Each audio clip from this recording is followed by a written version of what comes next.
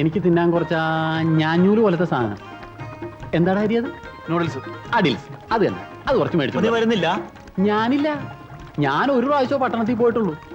അന്ന് ബാപ്പാടെ കൈവരലും വന്ന് വിട്ടുപോയിട്ട് ഞാൻ പെട്ടൊരു പാട്.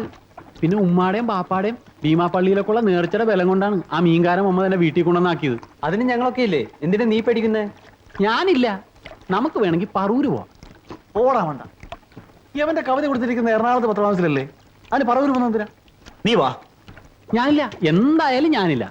നിങ്ങൾ പോയിട്ട് വാ. ടാറ്റ. ടാറ്റ. ടാറ്റ. ആ ടാറ്റ.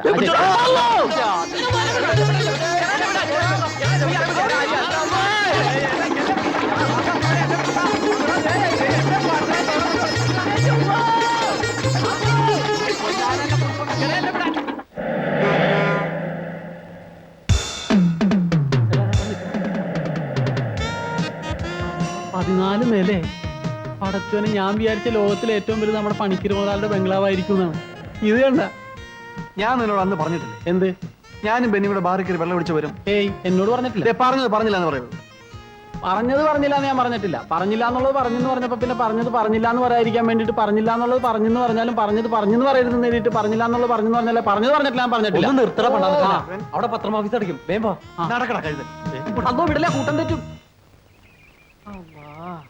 പട്ടണത്തിലെ നാട് റോട്ടിൽ നിന്ന് ഇടറോട്ടിലോട്ട് കയറിയപ്പോ ഒരു സർവത്ത് കുടിച്ച ആശ്വാസം. ഞാൻ വിചാരിച്ച എന്റെ വിധി വല്ല വണ്ടി ഇടിച്ച് ആവാനാവുന്നു. ഇനി എന്തോരം നടക്കണോടാ നിന്റെ ഒട്ടുക്കത്ത പത്ര ഓഫീസിലേക്ക്. ഇതല്ലേ പത്ര ഓഫീസ്? അല്ലോ എടാ, ഈ കാമിനിയുടെ വീട്ടിലോട്ടൊന്നും ഞാനില്ല.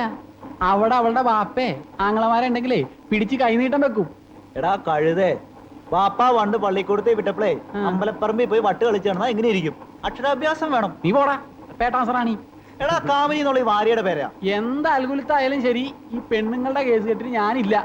അടി കൊള്ളാനുള്ള ശേഷി എനിക്കില്ല. തന്നെയല്ല, ഞാൻ ഈയിടെയായിട്ട് ഒരു രസായനം കഴിച്ചുകൊണ്ടിരിക്കുക. അതുകൊണ്ടാ. എന്നാ നീ ഇവിടെ നിൽക്ക്, ഞങ്ങൾ പോയി അന്വേഷിച്ചു. ഒറ്റക്ക് കൂട്ടം തെറ്റും. ഒരു കാര്യം ചെയ്യാം, നീയും ബെന്നിയും കൂടെ ഇവിടെ നിൽക്കും, ഞങ്ങൾ പോയിട്ട് വരും.